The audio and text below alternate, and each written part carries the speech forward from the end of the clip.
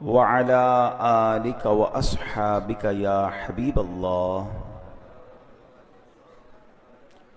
الصلاة والسلام عليك يا نبي الله وعلى آلك وأصحابك يا نور الله نویت سنت الاعتکاف۔ پیارے پیارے اسلامی بھائیوں اور مدنی چینل کے ناظرین، جمعہ کا دن ہے اور ہر جمعے الحمدللہ جامع مسجد فیضان غوث اعظم میں جمعہ کی نماز سے پہلے ہم حاضر ہوتے ہیں۔ قرآن کی باتیں یہ ٹاپک ہوتا ہے ہمارے بیان کا، کچھ قرآن پاک کے بارے میں جانتے ہیں، کچھ آیتیں شامل کرتے ہیں، اس کا ترجمہ، تفسیر اور اس بارے میں کچھ پیغام قرآن سے لینے کی کوشش کرتے ہیں۔ سب سے پہلے درود پاک کی فضیلت پر مشتمل حدیث پاک، فرمان آخری نبی رسول ہاشمی صلی اللہ تعالیٰ علیہ وسلم ہے، بے شک تمہارے نام پہچان کے ساتھ مجھ پر پیش کیے جاتے ہیں، لہٰذا مجھ پر احسن یعنی بہترین الفاظ میں درود پاک پڑھو۔ یعنی پیارے آقا کی بارگاہ میں ہمارے نام کے ساتھ درود پیش کیے جاتے، تو بہترین انداز میں، اچھے انداز میں، عشق و محبت کے انداز میں ہمیں درود پاک پڑھنا چاہیے۔ کیا خوبصورت اشعار صلاۃ السلام کے ہیں نا، کعبے کے بدر الدجا تم پہ کروڑوں درود، طیبہ کے شمس الضحا تم پہ کروڑوں درود، تم سے جہاں کا نظام تم پہ کروڑوں سلام، تم پہ کروڑوں ثنا تم پہ کروڑوں درود۔ تو کثرت سے درود پاک پڑھتے رہا کریں، اور پھر ماشاءاللہ جب جمعہ کے دن آتا ہے تو یہ اسپیشل دن ہوتا ہے، یہ خاص دن ہوتا ہے درود پاک پڑھنے کا، تو اس میں ہمیں کثرت سے درود پاک پڑھنی چاہیے۔ حدیث پاک کا مضمون ہے، جو جمعہ کے دن 200 بار درود پاک پڑھے اس کے 200 برس کے گناہ معاف کر دیے جاتے ہیں۔ آئیے مل کر درود پاک پڑھ لیں۔ صلو علی الحبیب صلی اللہ تعالی علی محمد صلی اللہ علیہ وسلم۔ آج قرآن پاک کی کون سی آیت ہے؟ آج پارہ 1 ہے، سورہ بقرہ ہے، آیت نمبر 106 اور 107۔ آج 2 آیتوں کی ہم تلاوت بھی سنیں گے، ترجمہ بھی سنیں گے، اور پھر اس سے ملنے والا پیغام۔ بسم اللہ الرحمن الرحیم۔ ما ننسخ من آیت او ننسها نأتی بخیر منها او مثلها الم تعلم ان اللہ علی کل شیء قدیر الم تعلم ان اللہ له ملک السماوات والارض وما لکم من دون اللہ من ولی ولا نصیر۔ آسان ترجمہ قرآن کنز العرفان۔ جب ہم کوئی آیت منسوخ کرتے ہیں یا لوگوں کو بھلا دیتے ہیں تو اس سے بہتر یا اس جیسی اور آیت لے آتے ہیں۔ اے مخاطب، کیا تجھے معلوم نہیں کہ اللہ ہر شے پر قادر ہے؟ کیا تجھے معلوم نہیں کہ آسمانوں اور زمین کی بادشاہی اللہ ہی کے لیے ہے، اور اللہ کے مقابلے میں تمہارا نہ کوئی حمایتی ہے اور نہ ہی مددگار۔ آیت نمبر 106 107 پارہ نمبر 1 کی ہم نے تلاوت سنی ہے اور اس کا ترجمہ سنا۔ اب ان 2 آیات میں ایک بڑا اہم، بہت اہم مسئلہ بیان ہوا ہے، ویری امپورٹنٹ ٹاپک، جسے مسئلہ نسخ کہا جاتا ہے۔ یہ دراصل یہود کا ایک اعتراض تھا جس کا یہاں جواب دیا گیا ہے۔ یہود مسلمانوں کو ورگلانے کے لیے کیا کہتے تھے؟ دیکھو، محمد علیہ السلام پہلے کوئی حکم دیتے ہیں، بعد میں نیا حکم لے آتے ہیں، یعنی پچھلا کینسل ہو جاتا ہے، اب دوبارہ نیا آ جاتا ہے۔ تو اللہ پاک نے اس مقام پر یہود کے اس اعتراض کا جواب دیا ہے کہ یہ جو پچھلا حکم منسوخ ہوا، پچھلا حکم منع کر دیا گیا، نیا حکم قرآن میں آ گیا، اس کی وجہ کیا ہے؟ اور کیا خوبصورت انداز میں یہ بیان ہوا ہے۔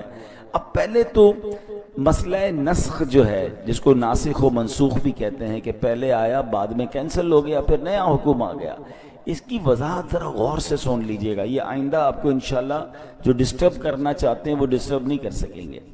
اب ویسے تو یہ اتنا اہم ٹاپک ہے جو ہر بندے کے لیے آسانی سے سمجھنا مشکل ہے، کیونکہ یہ درس و تدریس کے ذریعے، یہ علم اور علماء کے ذریعے ایک لمبی بحث ہے، اور اسی کی وجہ سے بعض ملحدین، اسلام دشمن لوگ سوشل میڈیا پر آ کر بھی بکواس کرتے ہیں کہ جناب دیکھیں پہلے قرآن نے کیا حکم دیا، بعد میں حکم تبدیل ہو گیا ہے، معاذ اللہ، تو یہ اعتراض کرتے ہیں۔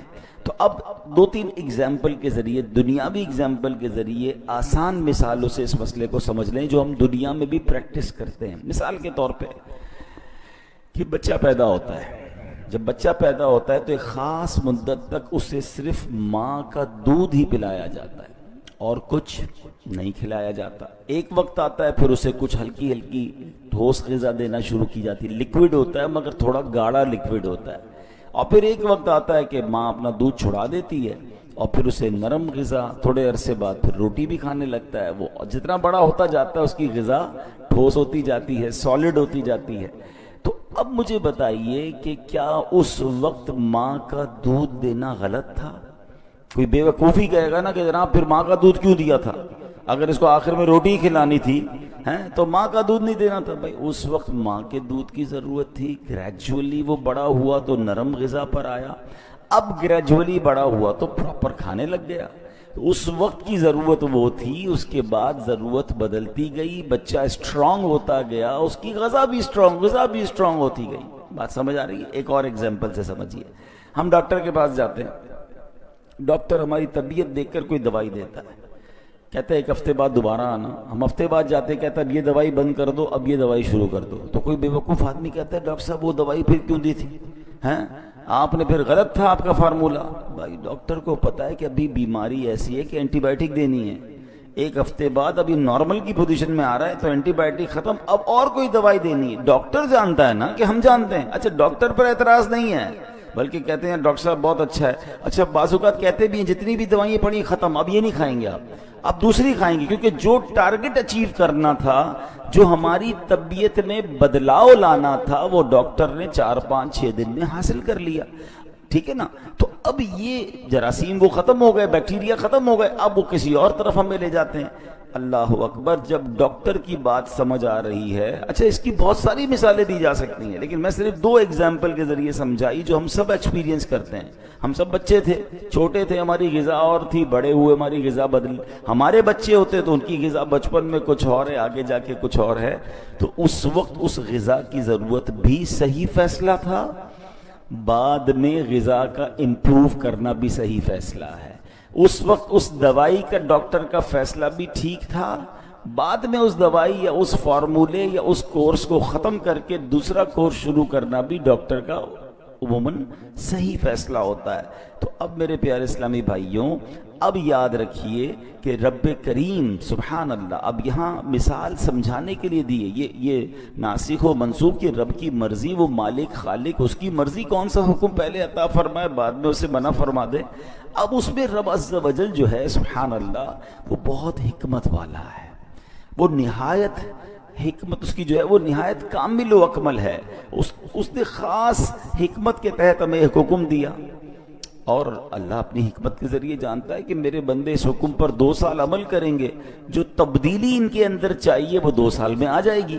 جب 2 سال مکمل ہو گئے تو رب کریم نے وہ حکم منسوخ فرما دیا، کینسل ہو گیا، نیا حکم آ گیا۔ اسی کو نسخ کہتے ہیں۔ اس میں ہمارے لحاظ سے تو حکم تبدیل ہوا، لیکن حقیقت یہ ہے کہ جب نیا حکم آیا تو پتا چلا وہ پرانا حکم 2 سال کے لیے ہی تھا، اس کو 2 سال ہی رب کی مشیت تھی، 1 سال ہی تھا۔ تو اے میرے پیارے اسلامی بھائیوں، یہ میں نے ایک ایگزامپل کے ذریعے سمجھانے کی کوشش کی ہے، ورنہ ناسخ و منسوخ کا جو علم ہے یہ علماء اس پر پوری ڈیبیٹ کرتے ہیں، یہ سمجھیے پوری ایک سائنس ہے جس کو سمجھنے کے لیے بہت وقت چاہیے۔ اب آتے ہیں، جو بندہ درس و تدریس سے وابستہ ہو، جو قرآن کا درس دیتا ہو نا، اس کے لیے ایک لازمی چیز یہ ہے کہ وہ مسئلہ نسخ کو اچھی طریقے سے سمجھتا ہو کہ کون سی آیت پہلے نازل ہوئی، ٹھیک ہے، کون سی بعد میں نازل ہوئی، کس حکم کو منسوخ کر دیا گیا، کون سا حکم ابھی باقی ہے، یہ تفصیلات معلوم ہونی چاہیے۔ ورنہ بعض اوقات بندہ اس آیت پر بحث کر رہا ہوتا ہے، بیان کر رہا ہوتا ہے، سوشل میڈیا پہ کلپ بنا رہا ہوتا ہے جو پہلے ہی منسوخ ہو چکی ہے۔ تو یہ ہر بندے سے علم دین نہیں سیکھنا چاہیے، جو اس نالج کا ماہر ہو۔ قرآن کو بیان کرنا ہر بندے کا کام نہیں ہے۔ اب دیکھیے الحمدللہ ہمارے پاس، آپ نے دیکھا ہوگا میں جب بھی جمعے کا بیان کرتا ہوں یا ہمارے امام صاحبان کرتے ہیں، وہ لکھا ہوا بیان ہوتا ہے۔ اگر ہم مفسر قرآن نہیں ہیں تو ہم پر اب یہ لازم ہے کہ مفسر قرآن اور صحیح العقیدہ مفتی نے جو لکھ کر دیا وہ بیان کریں۔ ہیں اپنی طرف سے جناب قرآن پاک کی کوئی بھی آیت کھولی اور ترجمہ تفسیر کرنا شروع کر دی، یہ تو بندے کو ہلاک کر دیں گے۔ اب آپ میں سے کسی کے ذہن میں سوال آئے گا، کیا اس کا مطلب قرآن کو کوئی بیان کرے گا اور ہلاکت ہوگی؟ اب غور سے سنیے جو میں بتانے جا رہا ہوں۔ مولا علی شیر خدا کرم اللہ تعالی وجہ الکریم، ان کے علم کا عالم کیا ہے؟ ہیں ان کے علم کی تو مطلب اس کی دلیل دینے کی ضرورت نہیں، نبی پاک کا یہ جملہ ہی کافی ہے کہ میں علم کا شہر ہوں اور علی اس کا دروازہ ہے۔ آپ کیسے عالم تھے نا، سنیں مولا علی کا کیا زبردست مائنڈ سیٹ تھا۔ آپ مسجد میں آئے، دیکھا ایک شخص بیان کر رہا ہے، آپ اس کے پاس گئے، کیا تم قرآن کے ناسخ و منسوخ کو سمجھتے ہو؟ تو عرض کیا حضور میں تو نہیں جانتا اس کے بارے میں۔ تو آپ نے اس بندے کو مسجد سے ہی باہر نکال دیا۔ مولا علی نے اس بیان کرنے والے کو مسجد سے باہر نکالا اور کیا فرمایا؟ ہلکتا و اہلکتا، یعنی تو خود بھی ہلاک ہوا اور تو نے دوسروں کو بھی ہلاکت میں ڈال دیا۔ یعنی یہ اٹس ناٹ، مطلب کوئی گیم نہیں ہے، یہ کوئی آسان بات نہیں ہے۔ قرآن پاک میں وہ احکام موجود ہیں جو منسوخ ہو گئے ہیں، اور قرآن پاک میں وہ احکام بھی موجود ہیں جو بعد میں آئے ہیں۔ وہ منسوخ ہونا بھی رب کی اعلیٰ شان اور حکمت کی وجہ سے، اور اب نیا جو آرڈر آیا وہ اس وقت کی ضرورت کے لحاظ سے، تو یہ ہمیں پتہ ہونا چاہیے۔ تو بہرحال میرے پیارے اسلامی بھائیو، اب ہم آتے ہیں اس آیت کی طرف جو آج بیان میں شروع میں ہم نے سنی۔ اللہ کریم قرآن پاک میں فرماتا ہے، ما ننسخ من آیت او ننسها نأتی بخیر منها او مثلها۔ اور جب ہم کوئی آیت منسوخ کرتے ہیں یا لوگوں کو بھلا دیتے ہیں تو اس سے بہتر اس جیسی اور آیت لے آتے ہیں۔ یعنی اللہ پاک جو بھی حکم منسوخ فرماتا ہے اس کی جگہ ایسا حکم نازل فرماتا ہے جو پہلے والے حکم سے زیادہ آسان، بندوں کے حق میں زیادہ ثواب والا، اس سے بہتر ہوتا ہے، یہ اسی کی مثل نیا حکم نازل فرما دیتا ہے۔ یاد رکھیں کہ یہ ناسخ اور منسوخ، یعنی یہ منسوخ فرمانا جو ہے یہ کوئی عیب نہیں ہے، معاذ اللہ یہ کسی جہالت کی وجہ سے نہیں ہے، بلکہ اللہ قرآن میں فرماتا ہے، الم تعلم ان اللہ علی کل شیء قدیر، اے مخاطب کیا تجھے معلوم نہیں کہ اللہ ہر شے پر قادر ہے۔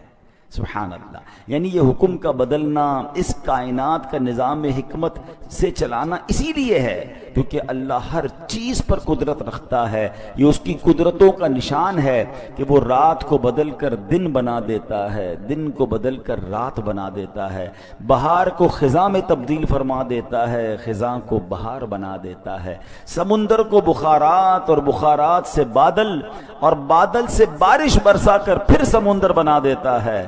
جیسے کائنات میں ہونے والی ان تبدیلیوں میں اللہ پاک کی قدرتوں کا نشان ہے، یوں ہی حکمت کے تحت بندوں کی بھلائی کے لیے احکام منسوخ فرمانا، ان کی جگہ نئے احکام لانا، یہ بھی اس کی قدرتوں کا نشان ہے۔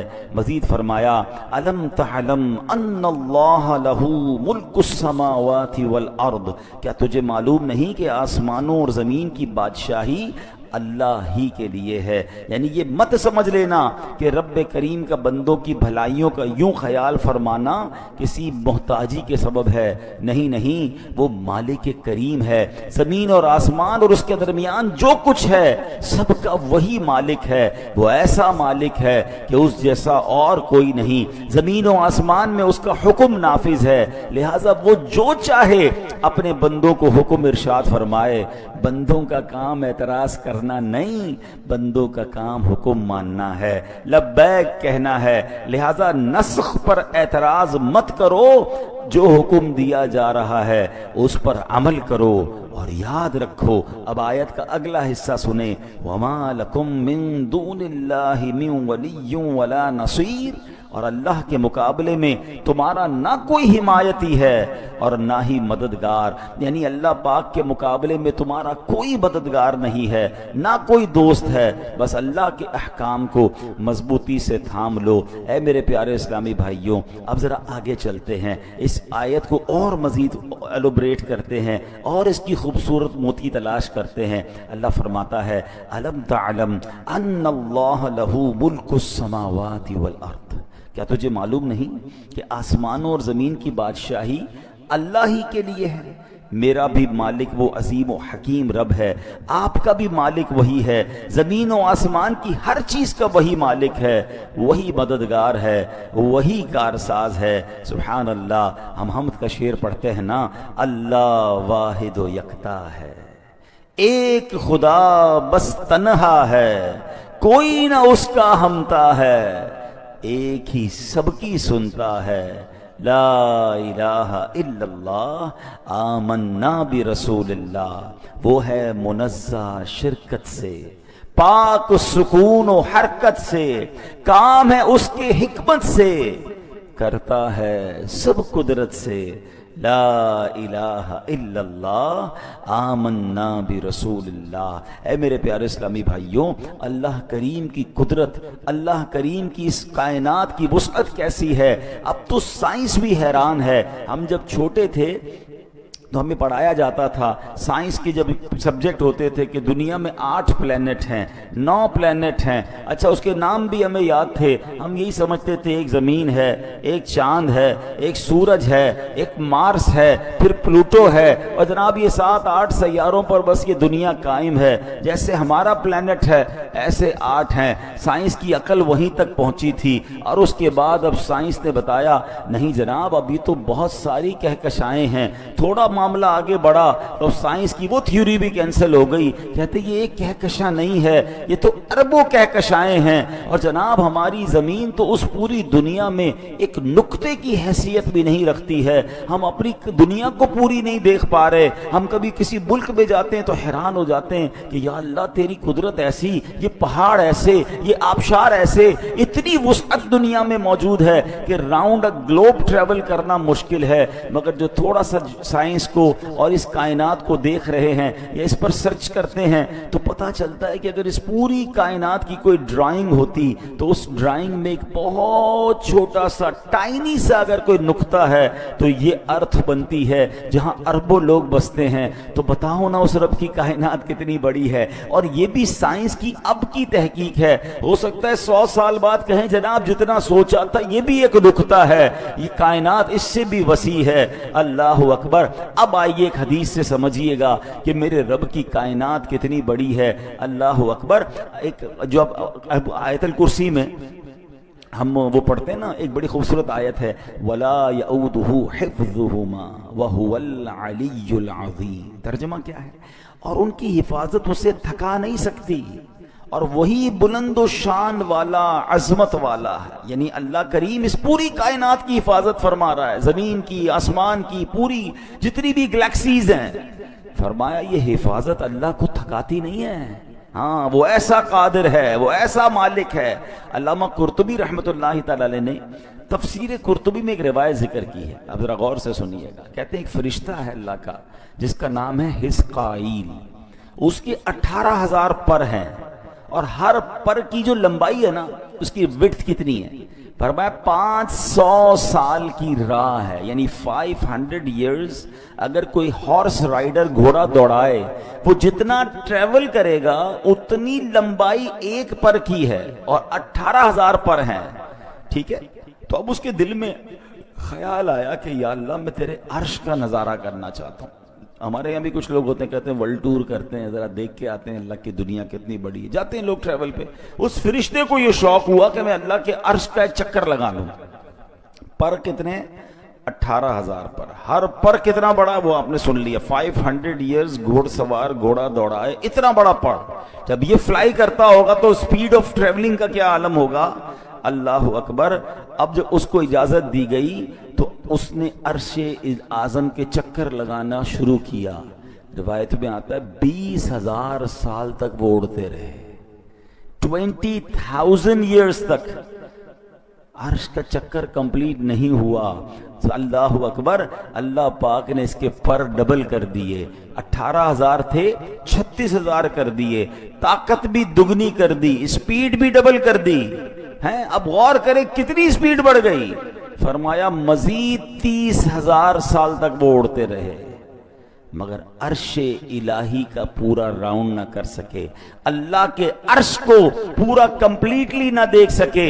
اللہ اکبر. جب حضرت اسکائیل کو رب نے فرمایا اے اسکائیل 50,000 سال ہو گئے نا, 20,000 ایئرز پہلے, 30,000 ایئرز بعد میں, 50,000 ایئر بعد اللہ فرماتا ہے اے اسکائیل تم قیامت تک اڑتے رہو, میرے عرش کا چکر نہیں لگا سکو گے, میرے عرش کا مکمل راؤنڈ نہیں کر سکو گے. حضرت اسکائیل اللہ کی بارگاہ میں عرض کرتے ہیں سبحان ربی العالی, میرا رب بلند و بالا ہے. اے میرے پیارے اسلامی بھائیوں, یہ ہے میرے رب کی شان, یہ ہے اس کی قدرت کی وسعت, اور یہ ہماری سوچ سے ورا ہے.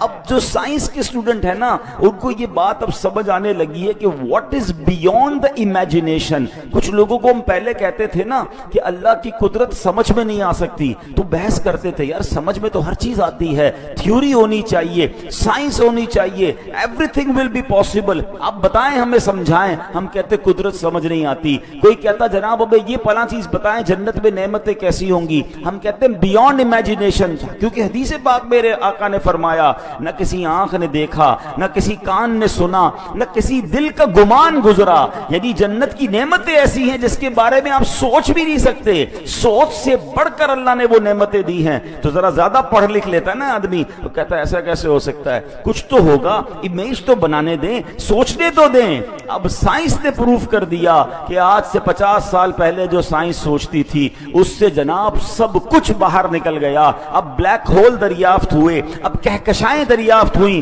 اور سائنس کہتی پچھلی ساری تھیوری بیکار, جناب دنیا تو اس سے بہت بڑی ہے. اب ہو سکتا ہے اگلے 50-100 سال بعد آپ کو کہا جائے کہ 2025 پہ جو ہم بات کرتے تھے وہ ساری باتیں غلط تھیں, دنیا اس سے بھی بڑی ہے. اور ایسا ہی ہے میرے رب کی کائنات کے کناروں کو, اس کی وسعتوں کو کون دیکھ سکتا ہے. تو یہ بات ہمیں سبحان اللہ قرآن و حدیث کے ذریعے مل رہی ہے کہ میرا رب کتنا عظیم ہے. بے ساختہ زبان سے نکلتا ہے سبحان ربی العالی, اللہ اکبر.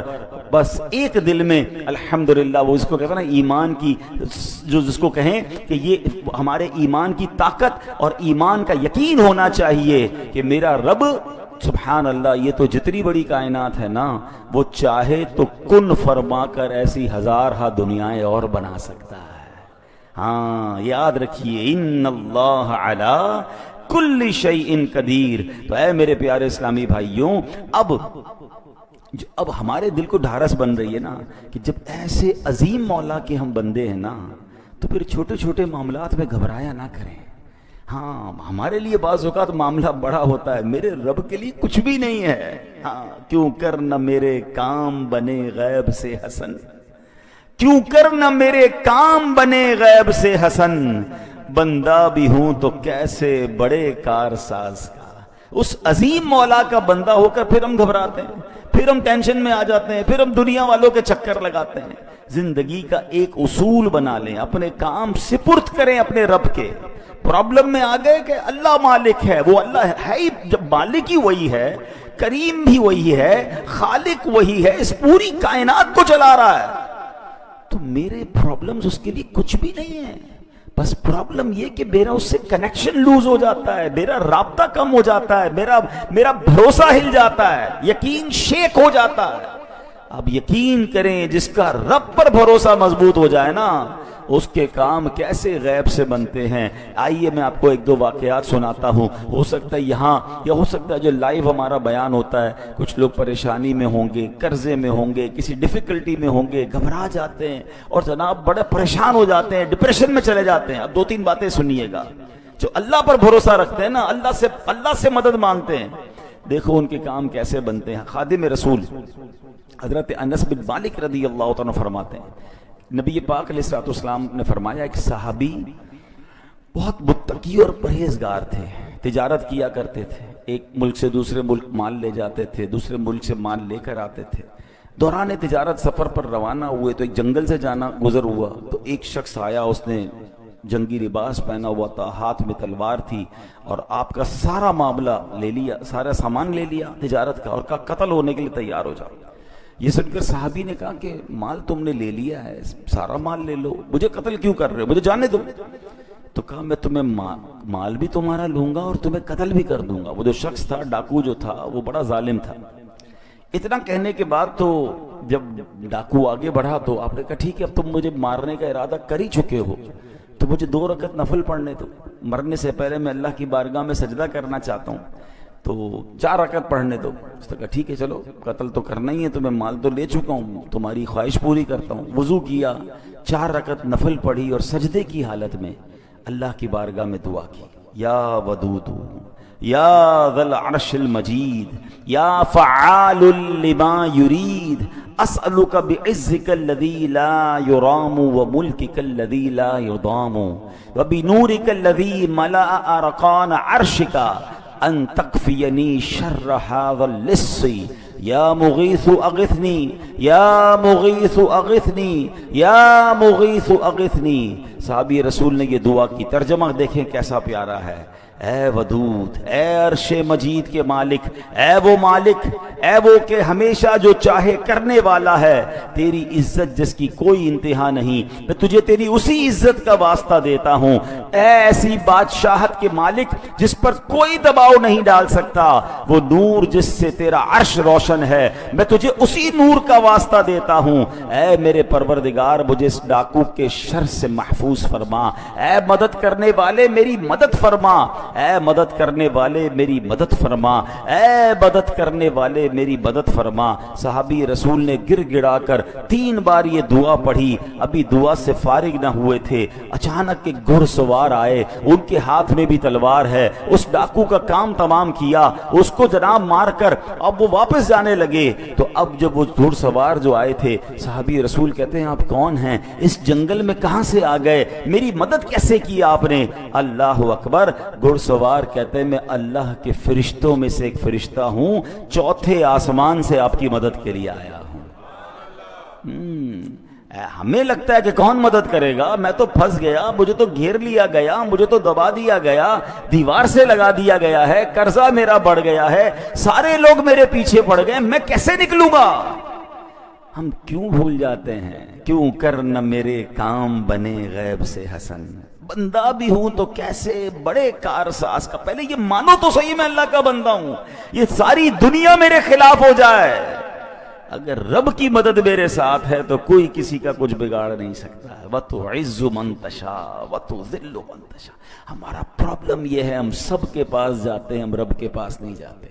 اچھا، یہ جو دعا ہے، چونکہ ہماری لائیو بیان جا رہا ہے تو اس دعا کو آپ انشاءاللہ اس میں سے نکال بھی لیجئے گا کہ حضرت انس بن مالک فرماتے ہیں جو شخص وضو کرے 4 رکعت پڑھ کر انہی کلمات کے ذریعے دعا کرے جن کلمات سے اس صحابی نے دعا کی، تو وہ دعا بھی قبول ہو جاتی ہے۔ تو یہ دعا بھی آپ چاہیں تو اس کو انشاءاللہ لے لیجئے گا، اور یہ ہے اللہ سے بھروسہ کرنا اور اللہ کی بارگاہ میں دل سے پکارنا۔ تو اللہ کرے کہ ہمیں یہ بات سمجھ آ جائے۔ حجاج بن یوسف، اچھا انہی انس بن مالک کا بھی واقعہ ہے کہ یہ حجاج بن یوسف جو تھا نا، بڑا ظالم بادشاہ تھا، اس کو حضرت انس بن مالک سے ایک طرح سے دشمنی تھی کہ کسی طرح ان کو پکڑ کے معاذ اللہ ان کو شہید کر دوں گا۔ بڑے عرصے بعد حضرت انس بن مالک کو پکڑ لیا، کہا پتہ آج میں تمہارا کیا حال کرنے والا ہوں؟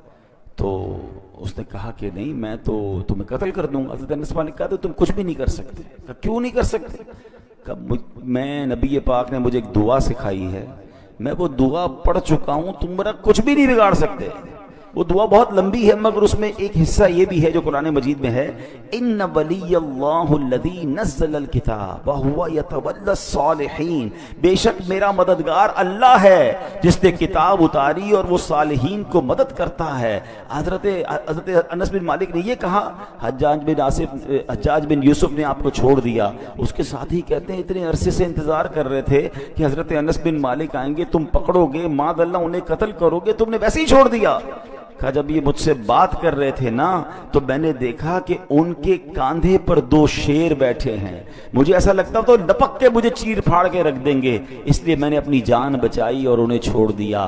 تو پتہ چلا کہ رب کی مدد جب شامل حال ہوتی ہے، اللہ پر بندے کا بھروسہ ہوتا ہے، وہ دل سے رب کو پکارتا ہے تو غیب سے مدد ضرور آتی ہے۔ پرابلم اگین وہی ہے کہ وہ کنیکٹیوٹی، اب کسی کا سافٹ ویئر ہی اپڈیٹ نہیں ہے، کسی کا جناب کنیکشن ہی ٹھیک نہیں ہے، موبائل کے سگنل نہیں آتے تو ہم کیا کہتے ہیں، یار بات پراپر نہیں ہو رہی ہے، ہمارے سگنل کمزور ہو گئے ہیں۔ اللہ کی بارگاہ میں جو رابطہ ریکوائرڈ ہے نا وہ ہمارا کمزور ہے۔ یعنی ہم میں سے کئی لوگ پتہ کیا کہتے ہیں، یار میں وظیفہ پڑھ لیتا ہوں، پتہ نہیں کام ہوگا کہ نہیں ہوگا، چلو دعا کر لیتے ہیں لیکن لگتا نہیں ہوگا۔ آپ ابھی سے لکھ لیں، نہیں ہوگا۔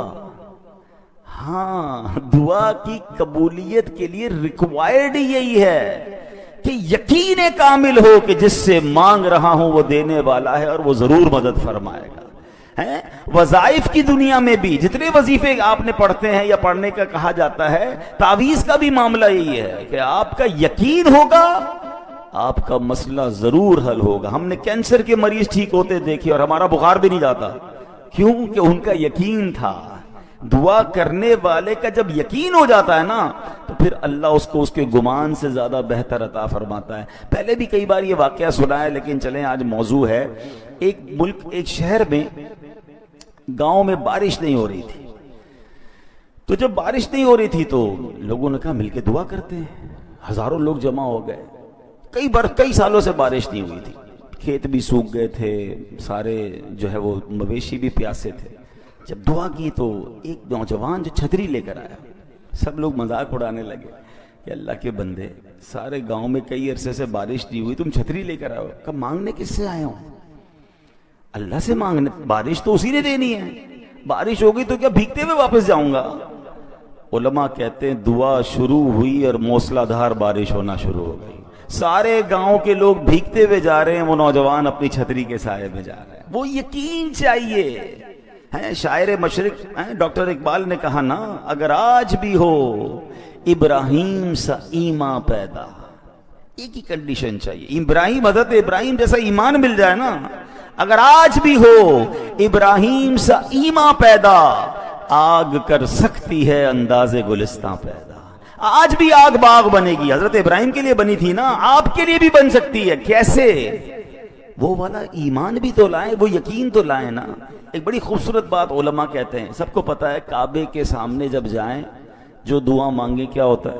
قبول ہوتی ہے۔ ٹھیک ہے، ایک تو وجہ اتنا بڑا اللہ کا گھر کعبہ، ایک اور وجہ بھی جو بڑی خوبصورت حکمت والی علماء بیان کرتے ہیں، فرماتے کعبے کو دیکھ کر جو تمہارے دل کی کیفیت بنتی ہے نا، ہر بندے آپ دیکھیں جو کعبے کو پہلی بار دیکھتا ہے آنسو نکل آتے ہیں، بندہ اپنے آپ کو بڑا حقیر فیل کرتا ہے، شرم آتی ہے، ایک عجیب رکت طاری ہو جاتی ہے۔ بڑی کمال کی بات فرمائی، کہا دعا کی قبولیت کا تعلق اس کیفیت سے ہے، وہ کیفیت تمہاری گھر میں بن جائے، تمہاری گھر میں بھی دعا قبول ہو جائے گی۔ وہ کنیکٹیوٹی ہے، کعبہ دیکھتے ہی آپ کنیکٹ ہو جاتے ہیں، کنیکٹ ہوتے ہیں، دعا قبول ہو جاتی ہے۔ وہی کنیکشن اگر آپ کا یہاں ہو جائے، وہ اللہ سے تعلق، وہ رکت قلبی، وہ سوز، وہ گداز، وہ رونا، وہ گڑگڑانا، آپ دنیا میں کہیں ہیں، کعبے کے سامنے نہیں ہیں، آپ وہ کیفیت آپ پر طاری ہوئی، آپ کی دعا قبول ہو جائے گی۔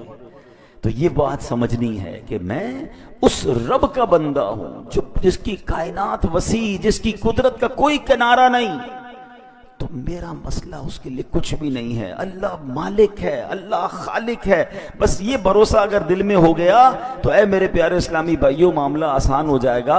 اب اس آیت کا آخری جز سمجھ کر بیان کو ختم کرتے ہیں۔ اللہ نے فرمایا وَمَا لَكُم مِّن دُونِ اللَّهِ مِن وَلِيٌّ وَلَا نَصِيرٌ، اللہ کے مقابلے میں تمہارا نہ کوئی حمایتی ہے اور نہ ہی مددگار۔ اب ایک سادہ سا سوال ہے، قرآن تو کہہ رہا ہے کہ اللہ کے علاوہ جو ہے، اللہ کے مقابلے میں تمہارا کوئی مددگار نہیں، مگر اگر میں آپ سے پوچھوں کہ کیا دنیا میں کسی سے مدد نہیں لیتے تو آپ کہتے ہیں ہم تو روز مدد لیتے ہیں، کھانا کوئی کھلاتا ہے، پانی کوئی پلاتا ہے، ملازم بھی ہمارا کام کر دیتا ہے، کسی عالم کے پاس جا کر مدد لیتے ہیں کہ ہمارا شرعی مسئلہ بیان کر دیں، تو یہ بھی تو مدد ہے۔ تو پھر اللہ پاک نے کیوں فرمایا کہ وما لکم من دون اللہ من ولی ولا نصیر، اللہ کے مقابلے میں تمہارا نہ کوئی حمایتی ہے اور نہ کوئی مددگار۔ اس آیت کو سمجھنا ہوگا۔ اسی آیت کو انٹرپریٹ کر کے لوگ جو ہے وہ ہمارے عقائد اور دیگر چیزوں کو ڈسٹرب کرتے ہیں۔ اب ذرا سمجھیے، غیر اللہ کی دو قسمیں ہیں، ایک ہے دون اللہ یعنی جو اللہ پاک کے دشمن ہیں، اور دوسری قسم ہے عباد اللہ یا اولیاء اللہ، یعنی جو اللہ پاک کے بندے، اللہ پاک کے دوست ہیں۔ اللہ کریم نے جہاں جہاں بھی غیر اللہ کی مدد کا انکار کیا وہاں دون اللہ کا لفظ استعمال ہوا۔ مطلب یہ کہ اللہ پاک کا کوئی بھی دشمن اللہ پاک کے مقابلے میں کسی کی کوئی مدد نہیں کر سکتا۔ اللہ پاک چاہے تو بندے کو شفا نہیں ملنی تو کوئی غیر اللہ دون اللہ کچھ بھی کر لے بندے کو شفا نہیں ملے گی، اور اللہ پاک چاہے بندے کو شفا ہونی ہے تو کوئی غیر اللہ دون اللہ ساری دنیا مل کر کسی بندے کو بیمار نہیں کر سکتی۔ یہ دون اللہ اور عباد اللہ کا فرق سمجھنا ہوگا۔ اب مثال کے طور پہ قرآن سے ہی مثال سمجھا دیتا ہوں، ٹھیک ہے، تاکہ کلیئر ہو جائے گا۔ ان الذین تدعون من دون اللہ لن یخلقوا ذبابا ولو اجتمعوا لہ۔ اللہ قرآن میں فرماتا ہے بے شک اللہ کے سوا جن کی تم عبادت کرتے ہو ہرگز ایک مکھی بھی پیدا نہیں کر سکیں گے اگرچہ سب اس کے لیے جمع ہو جائیں۔ اب یہ کون ہے؟ یہاں لفظ کیا استعمال ہوا؟ دون اللہ، اللہ کے سوا ہیں، اللہ کے غیر جو اللہ کے دشمن ہیں وہ ساری دنیا جمع ہو جائے ایک مکھی بھی نہیں بنا سکتے۔ اسی قرآن میں اللہ کیا فرماتا ہے؟ سبحان اللہ، ایک شاندار عبداللہ کی بات ہو رہی ہے۔ وہ کون ہے؟ حضرت عیسیٰ علیہ السلام۔ اللہ کے بندے ہیں نا، اللہ کے پیغمبر ہیں، اللہ کے پیارے ہیں۔ قرآن فرماتا ہے انی اخلق لکم من الطین کہیئۃ الطیر فانفخ فیہ فیکون طیرا باذن اللہ۔ میں تمہارے لیے مٹی سے ایک پرندے جیسی شکل بناتا ہوں، پھر اس میں پھونک ماروں گا تو وہ اللہ کے حکم سے فوراً پرندہ بن جائے گی۔ دون اللہ کو چیلنج دیا جا رہا ہے، ساری دنیا مل جاؤ ایک مکھی نہیں بنا سکتے، اور اللہ ہی قرآن میں فرما رہا ہے کہ میرا ایک پیارا ایسا ہے کہ مٹی سے پرندہ بنا کر پھونک مارتا ہے تو مکھی نہیں پورا پرندہ بنا دیتا ہے۔ دس از دا ڈفرنس۔ وہی بات ہے کہ قرآن کی ایک آیت پڑھ کے آپ انٹرپریٹ کر دیں کہ دیکھو قرآن کہتا ہے اللہ کے سوا کوئی مددگار نہیں، بالکل اللہ کے سارے دشمن مل جائیں کسی کی کوئی مدد بھی نہیں کر سکتے، کسی کا بگاڑ بھی نہیں سکتے، مگر میرا رب اپنے پیاروں کو، اللہ اپنے حبیبوں کو، اپنے چاہنے والوں کو، اپنے بندوں کو جب چاہے جو اختیار عطا فرمائے۔ ہاں یہ بات ہمیشہ ماننی ہے کہ اگر اللہ کا کوئی پیارا مدد کرتا ہے، اللہ کے کسی پیارے کو اتھارٹی ہے تو وہ رب کی طرف سے ہے، اس کا اپنا کچھ نہیں ہے۔ شرک یہ ہوتا ہے کہ کوئی کہے جناب وہ اپنی مرضی سے عطا فرماتے ہیں، اپنی مرضی سے مدد کرتے ہیں۔ نہیں جناب، الحمدللہ ہمارا عقیدہ یہ ہے ہر ولی، ہر صحابی، ہر نبی وہ اللہ کا محتاج ہے، اللہ کسی کا محتاج نہیں۔ ہاں رب جسے چاہے اختیار دے، رب جسے چاہے اتھارٹی دے، اور یہ قرآن میں جا بجا واقعات موجود ہیں۔ تو اے میرے پیارے اسلامی بھائیوں، اگر قرآن کو عشق رسول، عشق صحابہ، عشق اولیاء کی نظر سے پڑھیں گے تو صحیح عقائد سمجھ آئیں گے۔ تو بہرحال آج کے بیان میں ہمیں دلاسا بھی ملا ہے، اللہ کتنا عظیم مالک ہے یہ بھی سنا ہے، تو اپنے پرابلمز اللہ کے سپرد کر دیں۔ آخر میں ایک آپ کو وظیفہ بتانا چاہتا ہوں، زندگی میں اس کو یاد کر لیں۔ اگر آپ کسی پرابلم میں ہیں، بیماری میں ہیں، قرضے میں ہیں، مشکل میں ہیں، ٹینشن میں ہیں، آپ اللہ کی بارگاہ میں قرآن ہی کے ذریعے یہ عرض کرنے کی عادت ڈال دیں، وَأُفَوِّضُ أَمْرِي إِلَى اللَّهِ إِنَّ اللَّهَ بَصِيرٌ بِالْعِبَادِ۔ یہ آیت کا جز یاد کر لیں اور یقین کریں، جس کو کہتے ہیں نا ٹھنڈک ہو جاتی ہے۔ اس کا معنی کیا ہے؟ میں اپنے معاملات اللہ کے سپرد کرتا ہوں، اللہ اپنے بندوں کو دیکھ رہا ہے۔ کوئی آ کے کہتا ہے نا یار میں نے فائل جمع کرا دی ہے وزیر اعلیٰ کے پاس، میں گیا تھا گورنر کے پاس جمع کرا کے آ گیا، بھئی میری بڑی سورس ہے، میں فلاں دفتر میں اپنی فائل جمع کروا کے آیا ہوں، حالانکہ وہ فائلیں پتہ نہیں وہاں دبی جاتی ہیں، پھر بھی تھوڑی بہت تسلی ہو رہی ہوتی ہے ان کو کہ یار فائل فلاں جگہ پہنچ گئی ہے۔ آئے ہائے، ہمیں تو رب خود فرما رہا ہے نا، قرآن میں یہ وظیفہ دیا ہے، وَأُفَوِّضُ أَمْرِي إِلَى اللَّهِ، میں اپنے کام اپنے رب کے سپرد کرتا ہوں۔ اللہ کو کہیں اللہ تھک گیا لوگوں کے پاس، کھائے دھکے، لوگ مدد نہیں کرتے، لوگ مذاق اڑاتے ہیں. ہاں دنیا والوں کو مت بتائے کرو اپنے مسائل. ہمیں لگتا ہے یہ میرا خیر خواہ ہے، میرا مددگار ہے، آپ کو چائے بھی پلائیں گے، آپ سے باتیں بھی کریں گے. آپ کے جانے کے بعد پیچھے لوگوں سے باتیں کرتے ہیں، آیا تھا میرے پاس فلاں مسئلے میں پھنسا ہوا ہے، اس کا تو یہ پرابلم ہے، اس کا تو یہ مسئلہ ہے. انجوائے کرتے ہیں لوگ. اللہ سے کہو نا، جب خالق ہی وہی ہے، مددگار ہی وہی ہے. وَأُفَوِّضُ أَمْرِي إِلَى اللَّهِ، اے اللہ میرے سارے کام تیرے سپرد کرتا ہوں. ان اللہ بصیر بالعباد، اللہ اپنے بندوں کو دیکھتا ہے، وہ اپنے بندوں کو دیکھ رہا ہے. اور آپ یقین کریں جب دل سے آپ نے اپنا سب کچھ اللہ کو سپرد کر دیا نا، کہ اللہ میری بیماری بھی تیرے حوالے، میرا کاروبار بھی تیرے حوالے، میری فیملی بھی تیرے حوالے، میرے معاملات بھی تیرے حوالے، جو مجھے ستا رہے مولا یہ بھی تیرے حوالے، میں نہیں لوں گا بدلہ مالک، میں نے سب تیرے حوالے کیا. تو جو میرے لیے فیصلہ فرمائے میرے مالک میں راضی. اگر تیرا فیصلہ یہ ہے کہ میں دکھ میں رہوں تو مولا میں اس دکھ میں بھی راضی. اے اللہ تیرا فیصلہ یہ ہے کہ میں تکلیف میں رہوں، تو خالق، تو مالک، میں اس تکلیف میں بھی راضی. جس دن اس لیول پر آپ پہنچ گئے پھر دیکھیں آپ کے کام کیسے غیب سے بنتے ہیں. ہمارا پرابلم یہ ہے ہم اللہ سے بھی کنڈیشن کرتے ہیں، اے اللہ ایسا بنا دے، اے اللہ ایسا گھر چاہیے، اے اللہ یہ والی زندگی چاہیے. ایک بندہ وہ ہے جو اللہ سے کہتا ہے اللہ جس میں میں راضی مجھے وہ دے دے. جو اللہ والے ہوتے ہیں نا وہ اللہ سے کہتے ہیں مولا جس میں تو راضی میں بھی اس میں راضی. ہاں جس دن یہ نصیب ہو گیا نا، حضرت ابراہیم نے اللہ سے کہا نہیں تھا آگ بجھا دے، فرشتوں نے آ کر کہا تھا ابراہیم اللہ سے تو کہو نا، ہم سے نہیں کہہ رہے، اللہ سے کہہ دو. کیا شاندار جواب دیا تھا. رب دیکھ رہا ہے نا، اگر اس نے آگ سے بچا رہا ہوگا تو بچا لے گا. اللہ تو دیکھ رہا ہے نا، اگر جلنا نصیب میں تو میں تیار ہوں. کیا لیول تھا توکل کا. اللہ اس کا ذرہ عطا کر دے. ہم تو تھوڑی سی بات پر اللہ سے ناراض ہو جاتے ہیں، اللہ سے کمپلینیں کرنا شروع کر دیتے ہیں. ارے یار اللہ نے اگر کچھ دن تکلیف کے دکھائے ہیں، ساری زندگی سکھ کے دکھائے ہیں، کچھ دن اگر غم کے آئے ہیں، بیماری کے آئے ہیں، تو سالوں اس نے صحت مند بھی رکھا ہے. بھروسہ تو کرو نا اس پر.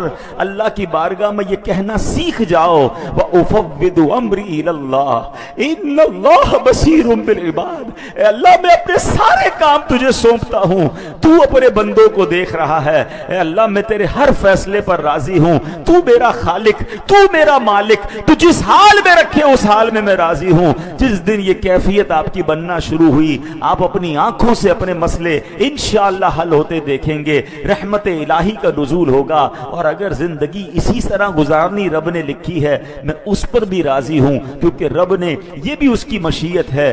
دنیا میں جن کو تکلیفیں زیادہ، دنیا میں جن کو دکھ زیادہ، دنیا میں جن کو ٹینشن زیادہ ہوتی ہے، اللہ پھر انہیں آخرت کی نعمتیں بہت زبردست طریقے سے نوازتا ہے. تو میرا رب جس میں راضی میں بھی اس میں راضی. اللہ یہ یقین مجھے بھی نصیب فرمائے، آپ کو بھی نصیب فرمائے.